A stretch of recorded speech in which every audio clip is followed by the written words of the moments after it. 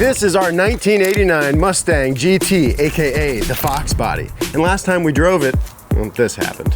Is something burning? Something smells like it's burning, yes. Oh, that pulley is not straight anymore. Oh, look, we gotta replace the rack, I think. But it seems like now we gotta replace power steering pump, yeah.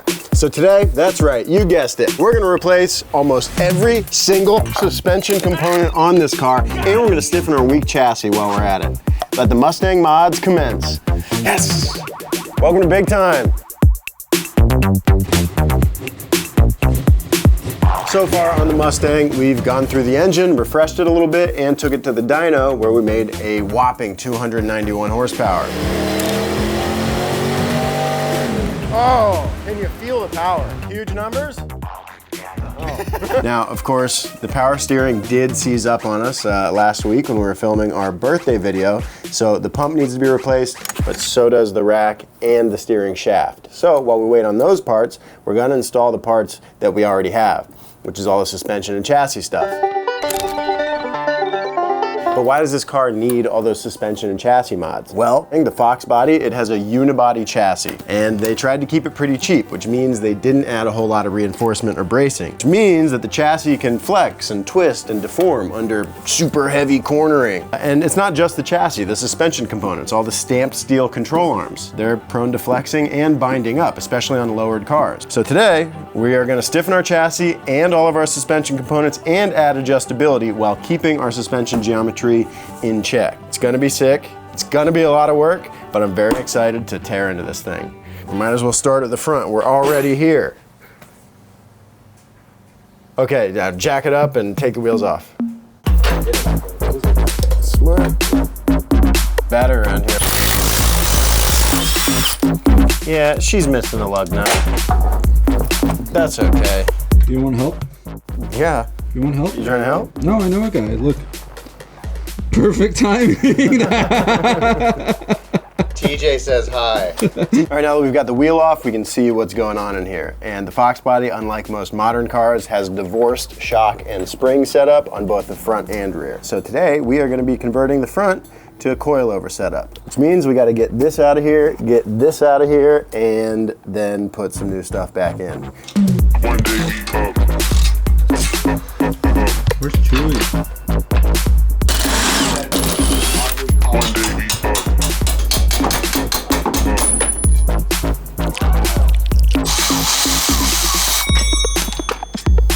Now with that out the way, got a dangling shock and a relatively loose spring. Seems like I might need to pop the tie rod end, or maybe just get the jack out of the way. That might work.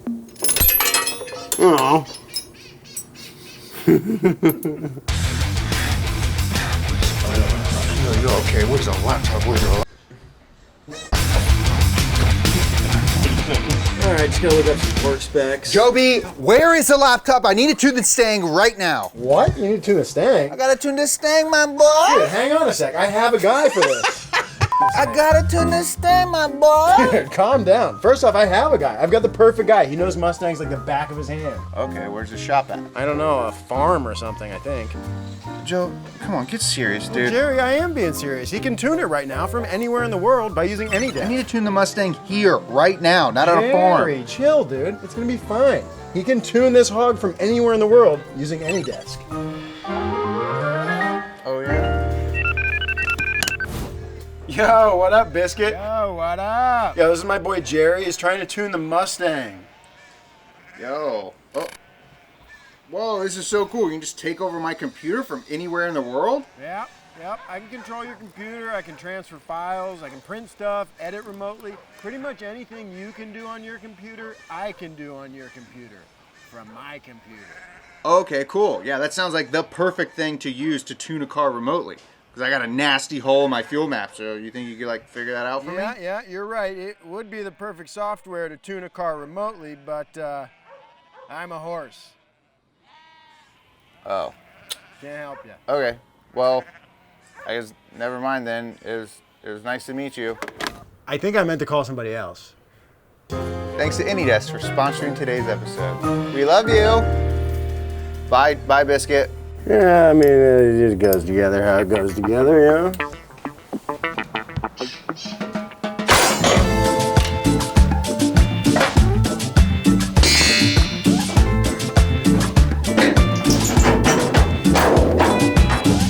This is what you would call a like a modified McPherson strut setup, where the shock is still on the steering axis and everything pivots around it, but the spring is just divorced from it.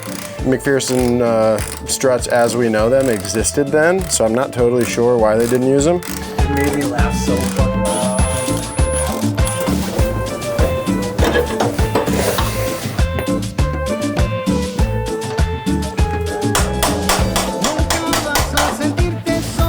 It needs a tiny hammer.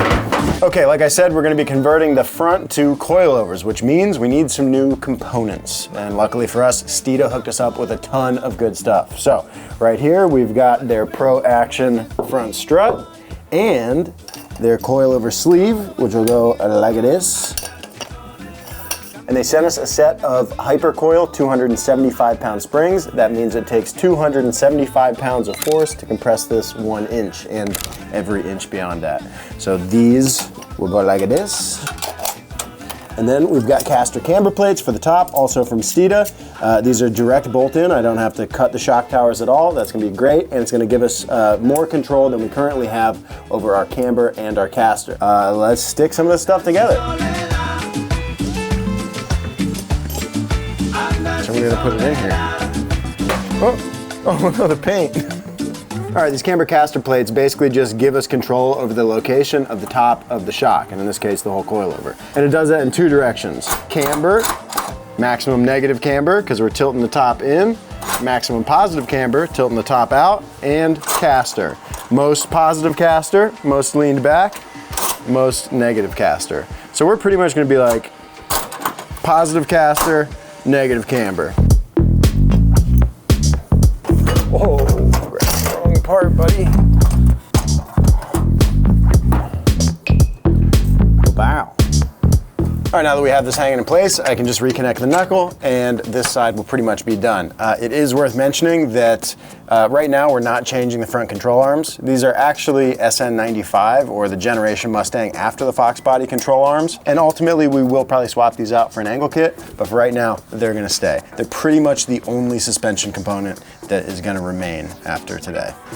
So with that said, let's hook it up.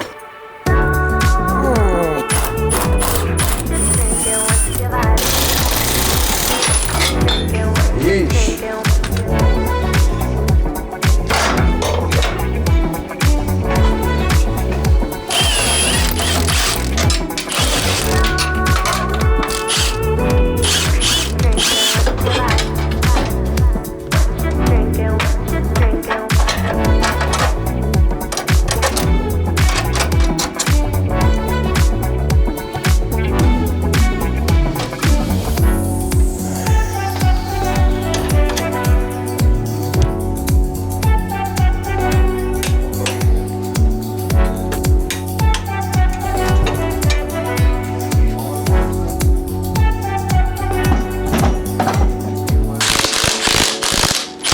All right, there's a total stab in the dark on ride height, so, you know, we'll see.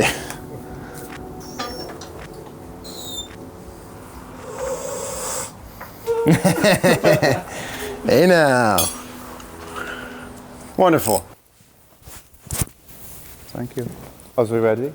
Okay, great. You have 60 seconds. Hello, hi, my name is Jeremiah Burton. I'm the fashion coordinator here at the Bigtime. I have been pronounced clinically dead twice, once in my sleep and the second at a Dave Matthews Band concert. So boring. Today we're launching a new capsule collection here at the Bigtime. We are focusing on simplicity, yet arrogance. What is something that everyone would want to wear? Maybe it's something that transcends fashion altogether. Like this shirt, I love my dumb car. It speaks to so many different people. The human form, the suppleness of the body. Yes.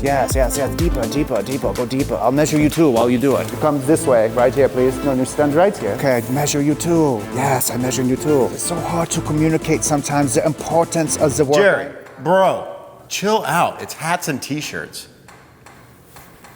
Yeah, I got a little carried away. I can tell. Go to bigtime.com to get yours today before they sell out. Hey guys, what's up? It's old Jerry and old Joby. Hey guys, we got an announcement. We have a big party coming up at the Peterson Automotive Museum. Bigtime is having a movie night. That's right, the very first movie night, Saturday, July 26th, starting at 4 p.m. Load-in starts at 4 p.m., right? 5 p.m. I have my old brain, man. Load-in starts at 5 to 6, and then from 6 to 10, we're going to have a car show beforehand. We're going to have popcorn. We're going to have food. We're going to have posters that we'll sign. There's GA tickets if you don't want to bring your car into the show, but everything is almost sold out, so go get your tickets now.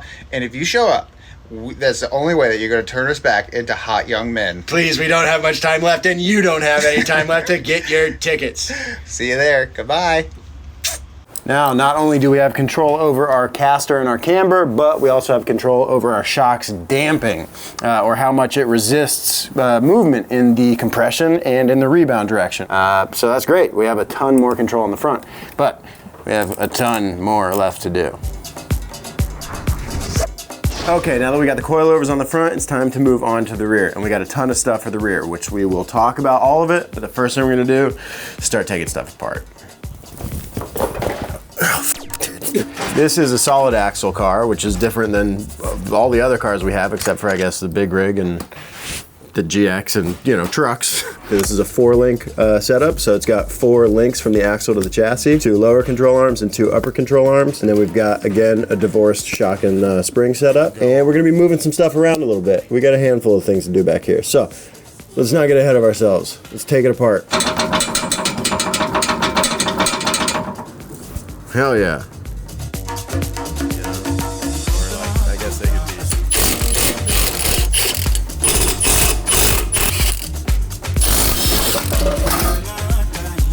Sway bar, removed.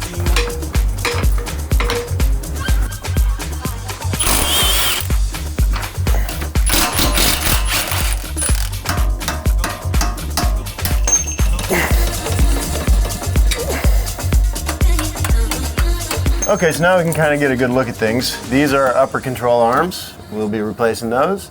And these are our lower control arms. You can see they're all made out of stamped steel, and especially once the car is lowered and the axle is further up than it originally was, these arms can bind up and negatively impact your car's handling characteristics.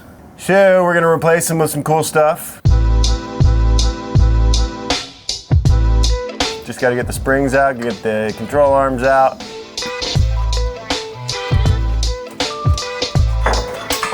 Yeah, dude. What the hell are you even waiting for?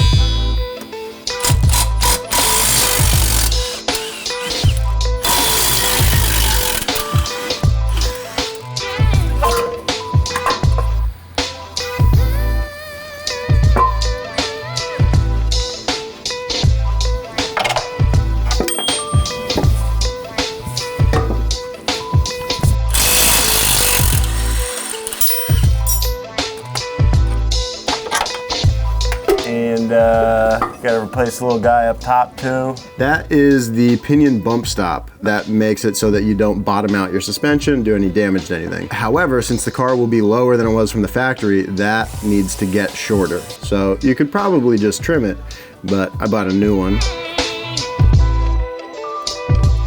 All right, now that we got the bump stop installed, it's time to replace the bushings on the actual differential housing.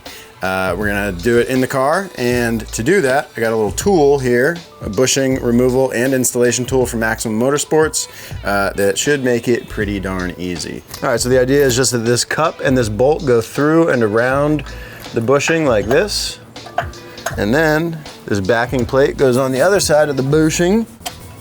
Now, Jesus. Now as we pull this thing through, we will have to make sure that our disc back here is lined up and can pass through that hole, but looks like we got about ½ an inch before we even need to worry about it. Bushing removed. Could be in worse shape, but even if the thing was brand new, it's still just the regular rubber that they put in these from the factory, which is great at being comfortable and canceling out noise, vibration, and harshness, but it's not great for keeping everything exactly where you want it to be. So we're gonna replace these with polyurethane. Oh boy. Okay, it looks like from when this bushing was installed, the outer, like the shell around it is a little squished out on the side that I need to send back through the housing.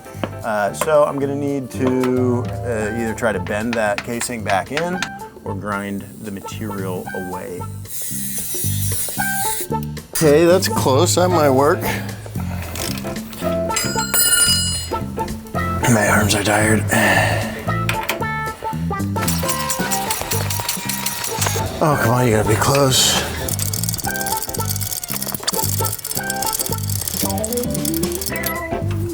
Oh yeah. She's not happy, and she's not all the way out. Far enough.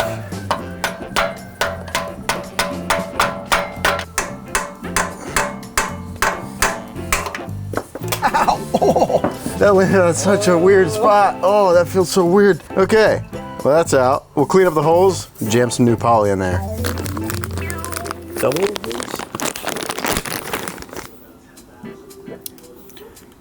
Okay, so I just took the poly bushings that I have and kind of held them up to the hole they're supposed to go in to make sure they fit, and they are loose.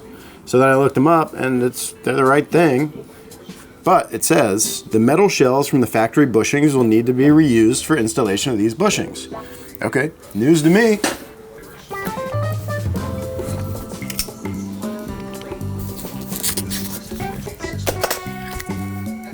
Moving a little, but boy, not much.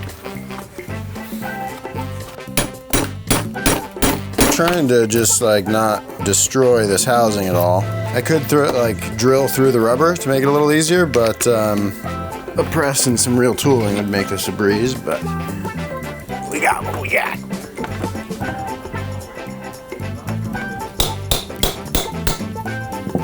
Don't really think that's working.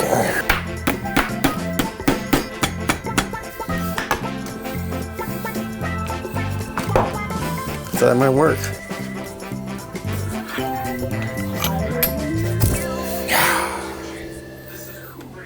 Okay, now we'll clean that out and reuse it. Yeah, well, okay, and then do it again also. You know what? You know how I press stuff in? You just squish it with your hands. Put it in between my cheeks. Clench. That's incredible. I got a job for you then. Okay, now that that's in there, this can all get pressed back into the diff housing, and well, we got to do this again. So let's do that and put them in.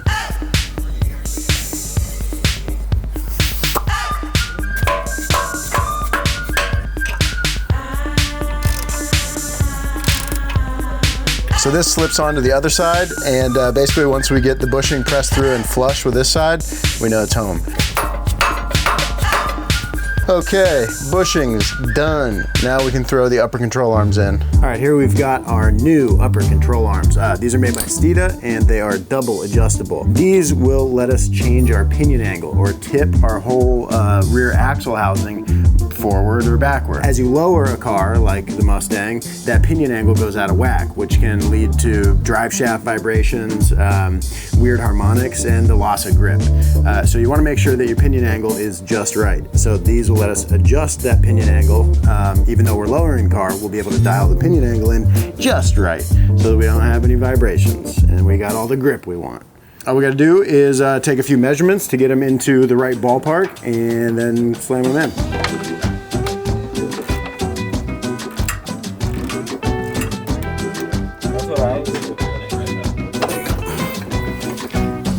Nice. Easy as that. All right, now that our upper control arms are taken care of, it's time to think about our lower control arms. Stita sent us these. They make these. They're billet lower control arms.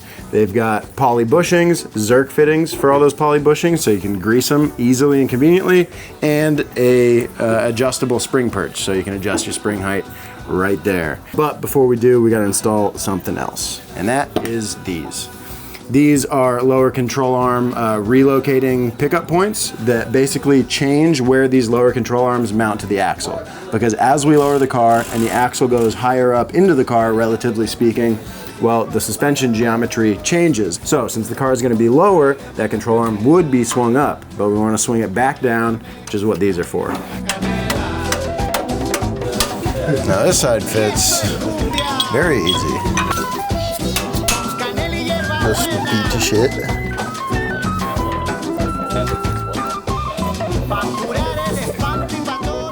Okay, now that our relocating brackets are installed, I'm waiting on bolts to show up. They should be here today so that we can connect these and put our springs in. So while we wait for those, let's go up top and get our shocks out. What do you say, dude? We're waiting on hardware and we're waiting on sway bars, but we still have plenty to do. Who's gonna do it? You?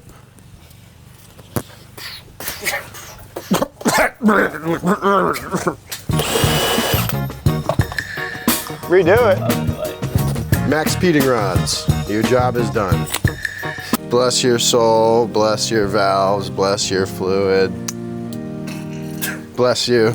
You've done whatever you've done. Now you're dead. How dare you! All right, just like in the front, we're gonna be replacing the rear shocks with Steetus Pro Action shocks. They're adjustable damping, rebound and compression are linked together, and they'll be super easy to install. I also have fresh hardware. Supposed to be looking down there, dude. The old serpentine belt strap wrench.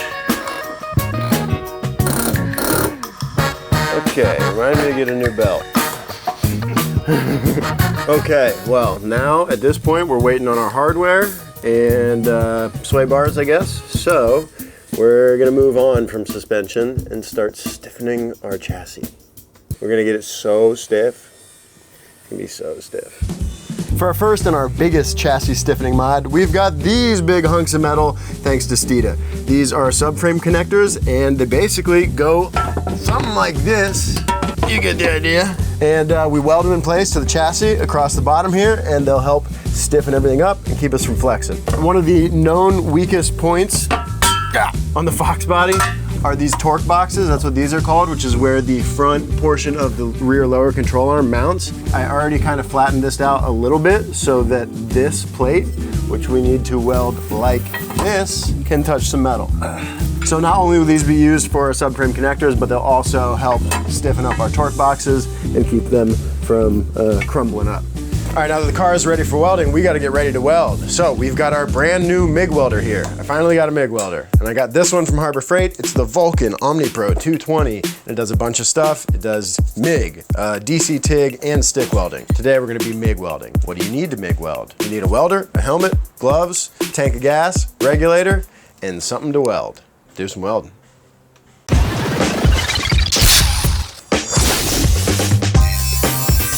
On a lot of welders these days, they're pretty fancy, so you basically let them know what operation you're doing. In this case, we're doing MIG steel, C25, that references the gas. You tell it what diameter wire you have. I have 0.030 inch, and then you can select the thickness of material. But basically, once you set that, it just automatically sets your wire speed and your voltage to the settings that it thinks you need. And then from there, you can tweak them. You just tell it what you're welding and how thick it is. All right, now that we got the welder set up, we got to get our area set up. And obviously, we've already got the metal cleaned up, but we are welding on top of carpet. So I've got a few wet rags here and I got the carpet good and wet. I've also got a bucket of water right here and a traditional fire extinguisher over there, but that's last resort. We'll also need to keep an eye on the interior of the car, especially as we move forward.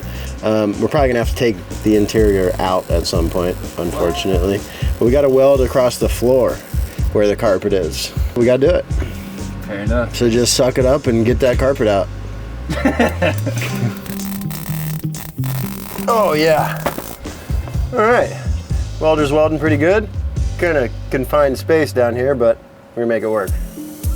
It's a brand new day and the perfect day to finish these subframe connector braces. Yesterday we got the plates welded in, so today we gotta finish the rest. First thing we gotta do is throw this bracket on. It slips right onto, these are seat bolts from inside the car. Chuck some nuts on them.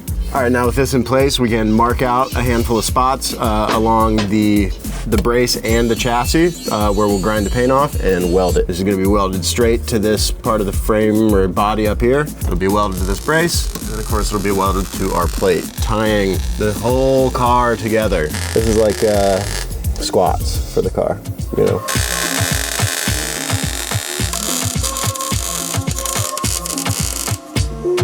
All right, the subframe connectors are fully welded in, so we'll let the welds cool down, then we'll paint them, and then we'll move on to the front of the car. We got a strut brace, baby.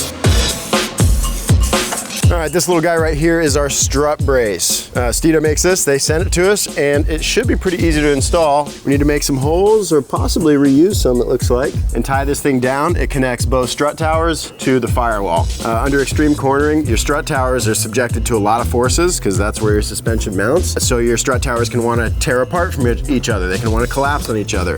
And having a bar that ties between the two can stop that from happening. So we're frickin' triangulated. This thing's gonna be so stiff, it's unbelievable. Pretty holy, huh? Yeah, this thing is holy.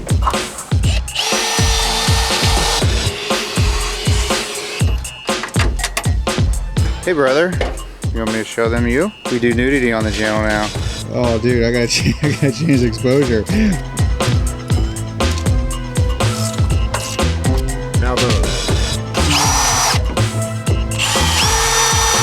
And right on time, as soon as we finished the strut brace, the UPS man showed up with my hardware for the rear lower control arm. So we'll slap those in and then we can kind of set up our rear end.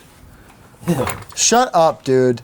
That's not how it means. Having so many pointy objects in the Have you shown what that fucking bolt looks like? Yeah, I mean, it don't look great. You can see rust has eaten away some of these threads, and that's why we only balls. Okay, now that our control arms are permanently mounted, we can adjust our ride height and then measure our pinion angle. Since we changed all of our control arms, especially those adjustable upper ones, that will dictate our pinion angle. We need to make sure that it is within spec. So, we gotta figure out how to do that. Adjusting the ride height in the rear is as easy as throwing a 1/2-inch ratchet in the bottom of the spring perches and running them up or down. Pretty convenient.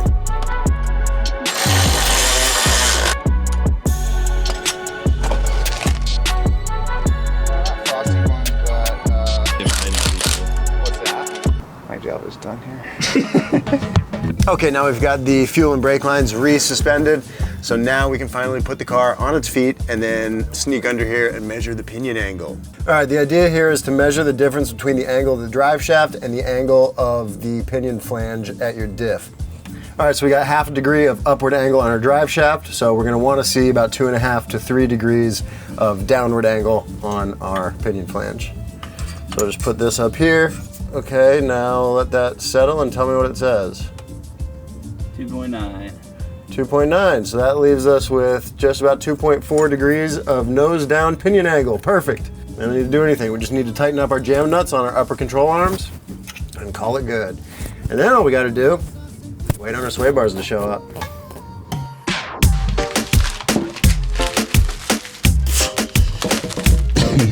That's a beefy bar right there. No, I'm not doing that. And our sway bars have arrived, the final piece of today's suspension puzzle. Steeda sent us their sway bars, and these things are sick. They are powder coated gray, they got billet ends, and the rear bar here is 1 inch thick, which is way thicker than the stock rear bar, so it's gonna stiffen up our rear suspension quite a bit. All right, unlike a lot of sway bars, this one doesn't have any end links or any bushings, just bolts to the control arms. It's pretty simple. Just gotta find the holes. Okay, we got one side started. Just gotta throw the other side in, tighten them all up. You wanna do it? Sure. Come on, help. I was talking to the audience, dude, give me those back. What the hell?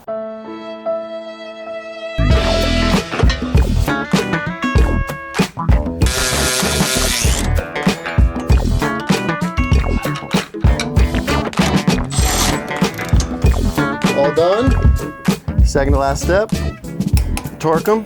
And the final step in any sway bar install, subscribe to the channel. That's just the last step. Seriously, please. Please, I told my mom we would get to 2 million subs by the end of the year, and I can't let her down. Not again. Okay, with the rear done, now we just gotta do the front, and that's it. And as we do the front sway bar, that's gonna be a great time to address something else. Something I did wrong. Something you guys taught me. In the last video we did when I changed the oil, the engine seemed to have too much oil in it, which I thought was weird. So I drained it and put the right amount in, and it was still high in the dipstick. And you guys commented and said, there's a second drain plug. To which I said, what? No way. Shout out to that guy. Poked my head under the front, and I was like, well, where is it? It's right there. Right behind the front sway bar. Just hiding. So we're gonna drain all the oil and put the right amount in for once and for all.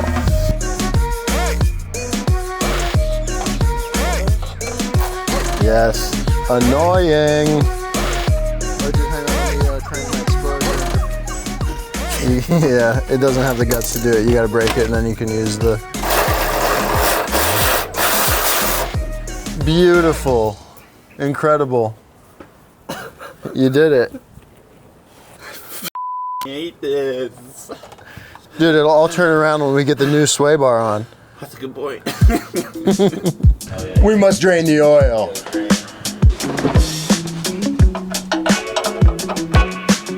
Well, I guess since the car is so tilted back, it's not super full in the front. Somehow, this is gonna go probably pretty poorly, but you know.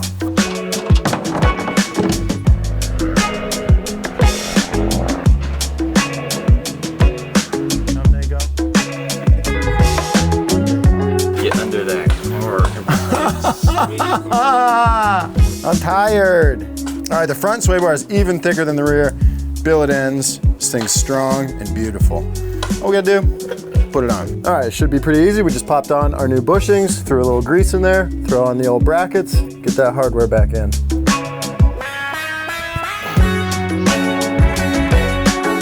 Links back in. We've got some new bushings for them. We just gotta stack these things up. All right, so now we just gotta connect our end links to connect the sway bar to the car. What would happen if I farted down here? It would blow kind of back towards us.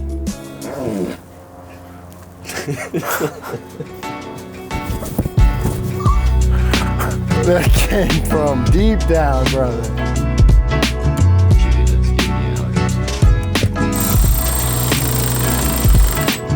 Okay, sway bars are installed, which means we have done all the suspension and chassis stiffening stuff that we set out to do. We've got new control arms in the rear. We've got new bushings. We've also got new shocks and springs in the front and the rear. We've got subframe connectors. We got a strut brace up front. And of course, we got new sway bars. So this car is gonna be absolutely transformed. It's gonna feel so much better. We need to get the alignment dialed in, but before we can do that and before we can drive it, we need to get the power steering fixed. So that's what we're gonna do next time. I'm talking upgraded rack, new shaft, bump steer kit, the whole 9 yards. So check back for that when we get this thing back on the road. Whoa, dude, almost did it. So in the next episode on this car, we're gonna get it back on the road and rip it the hell around, and I can't wait. So check back for that. Make sure you like the video, leave us a comment, and subscribe to the channel so you don't miss anything. See you guys next time.